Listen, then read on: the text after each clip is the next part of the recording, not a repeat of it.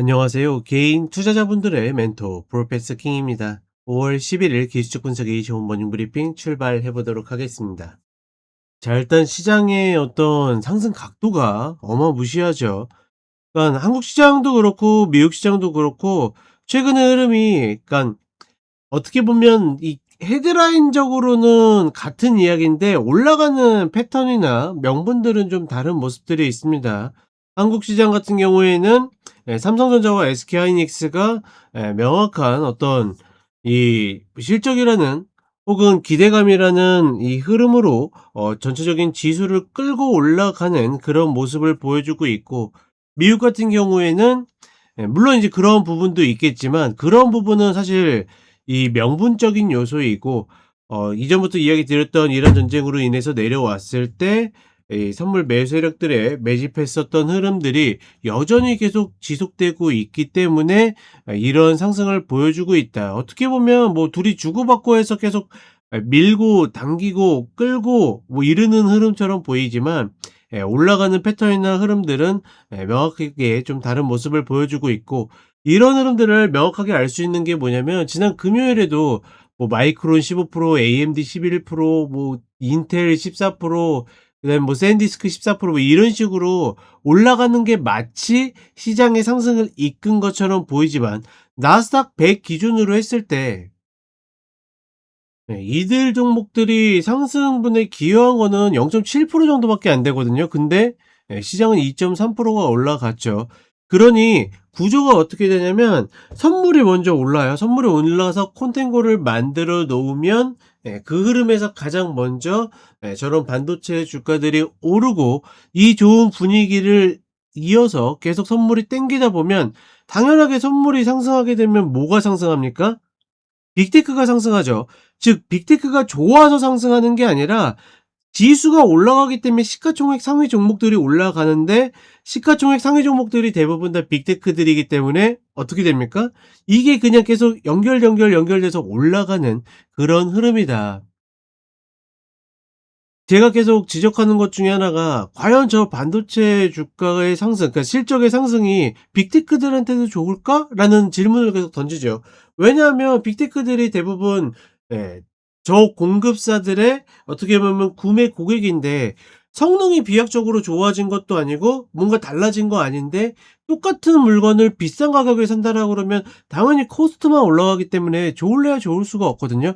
그게 조금 영향을 미치든 많이 영향을 미치든, 그러니 예를 들어서 상대적으로 엔비디아 주가도 좀 주춤한 면이 있고 다른 애들도 주춤한 면들이 있는데, 중요한 건 뭡니까? 지수가 끌려 올라가면 어쩔 수 없이 프로그램에 의해서 끌려 올라갈 수밖에 없는, 그래서 어떻게 보면 제 개인적으로는 조금 어떻게 보면 얕은 생각일지 몰라도 저런 이 메모리 가격이나 그 반도체 그 칩 생산에 있어서 뭐 대부분의 이제 이 종류에 상관없이 다 비싸지고 있죠.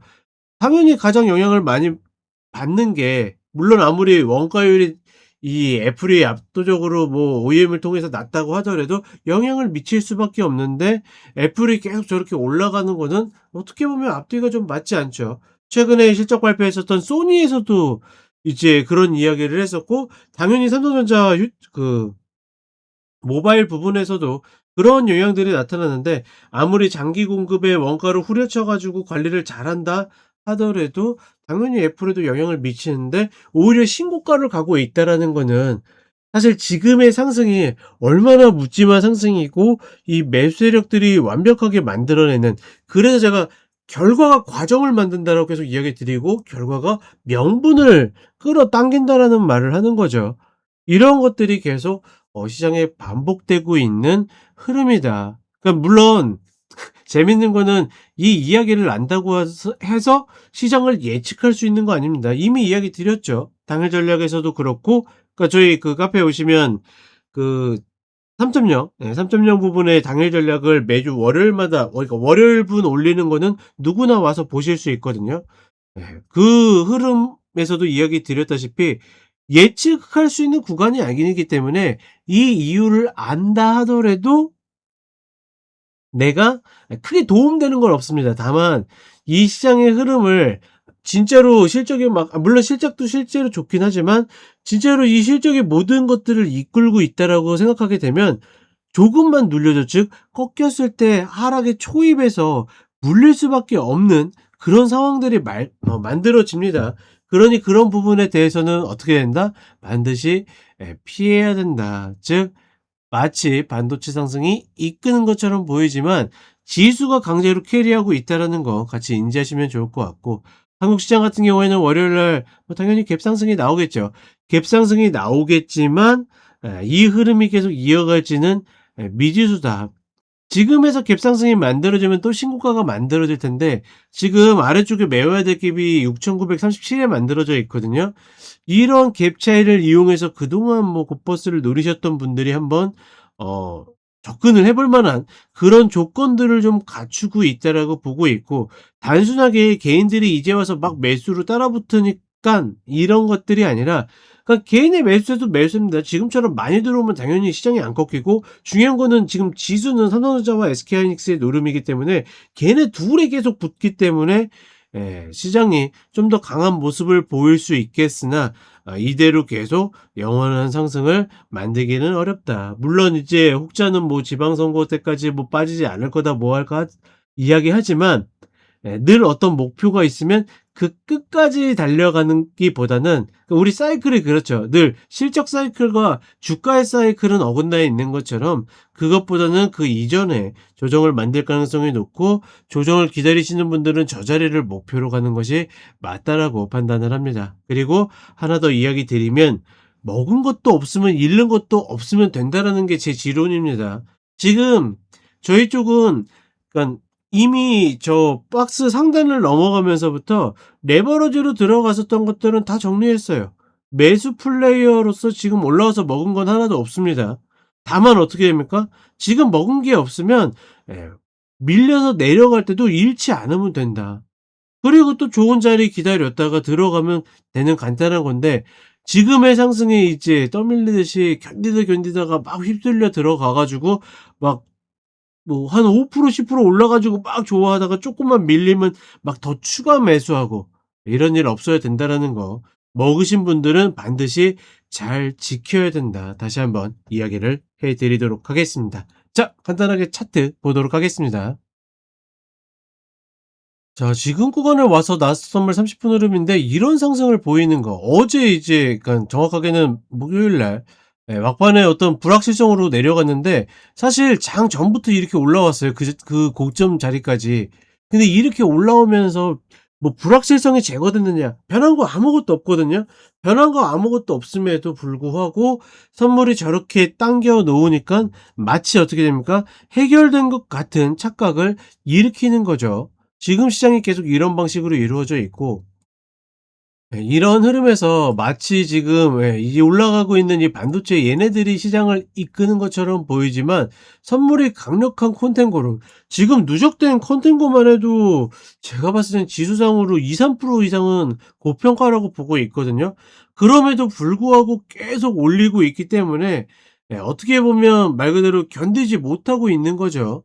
특히나 이런 흐름들이 만들어지면서 예를 들어서 이제 선물은 2.3% 올랐지만 실제로 나스닥 100 같은 경우는 1.7% 정도밖에 오르지 못하는 그런 차이들이 계속 벌어지고 있다. 이게 하루 이틀 일이 아니라 계속 이런 것들이 좀 누적되는 어떻게 보면 인위적인 장세이고 그러니 반도체 주가나 이런 것들이 지수를 끌어올린다라고 생각하시면 안 됩니다. 반대로 지수가 쟤네들을 끌어올리고 있다. 이런 흐름에서 유가는 그대로 있습니다. 그대로 있는 모습이고 역시나 호르무즈는 열리지 않고 있고 또 장 막판에 주말에 만난다 아니 주말이 아니라 다음 주에 만날 가능성이 높다 뭐하다 하는데 사실 이것 가지고 올라가는 것도 말 그대로 그쵸? 맞득지 않죠. 가소롭죠. 근데 그럼에도 불구하고 어떻게 됩니까? 지금 지수 선물 세력들이 시장을 끌고 있기 때문에 저런 것들 한 땀 한 땀을 어떻게 이슈가 나올 때마다 계속 계단식으로 상승시키고 있다. 따라서 결국은 사실은 이런 구간에서는 이런 미결제 약정들이 계속 오르지 않거든요. 꺾여야 되는데 계속 오르고 있는데 저 미결제 약정이 빠지는 구간이 만들어져야 아마 고점이 만들어질 것이다.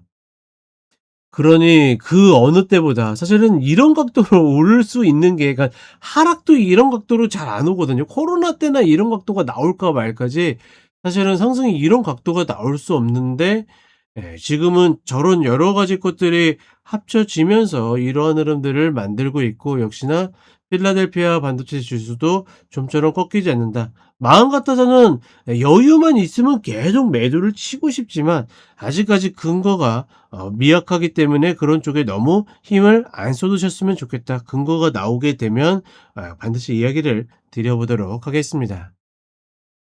그리고 한국 시장 같은 경우에는 정말 잘 견디던 개인들이, 그렇죠?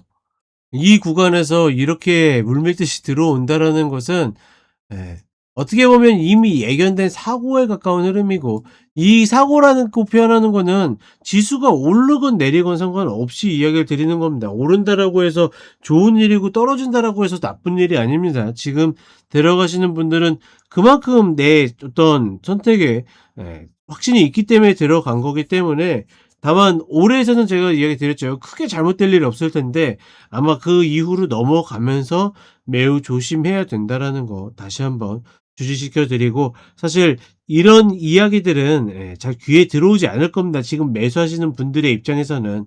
다만 적어도 지금 저와 함께 가시는 분들은 꼭 이런 부분들 리마인드 잘 하셨으면 좋겠다, 다시 한번 이야기를 해 드리도록 하겠습니다. 자, 이렇게 이야기 드렸고 저는 쇼츠로 또 찾아뵙도록 하겠습니다. 감사합니다.